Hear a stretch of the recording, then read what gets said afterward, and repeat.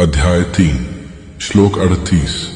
जिस प्रकार धुएं से आग और धूल से दर्पण ढका जाता है तथा जिस तरह से जेर मतलब एमनियोन से गर्भ ढका रहता है, वैसे ही उस काम द्वारा हमारा ये ज्ञान ढका रहता है। राख जलती रहती है और उसके धुएं में आग छुपी रहती है। शीशे पर अगर धूल हो तो चेहरा साफ नहीं दिखता।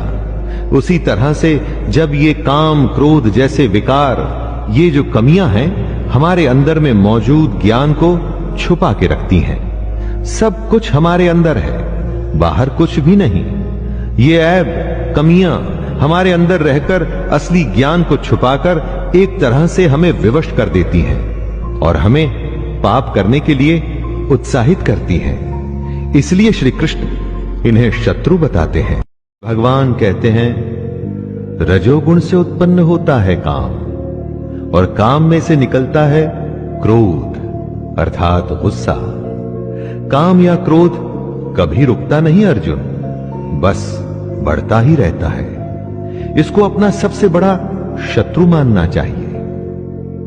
दोस्तों, श्री कृष्ण बताते हैं कि आखिर पापी पाप किस कारण करता है, किसी के पाप करने की वजह क्या होती है।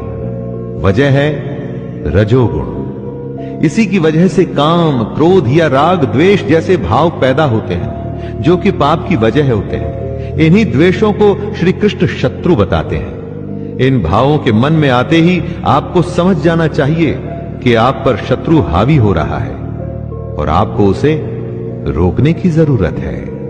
अर्जुन कहते हैं, हे कृष्ण, तो फिर ये मनुष्य खुद न चाहते हुए भी जबरदस्ती किस बात से प्रेरित होकर पाप का काम करता है?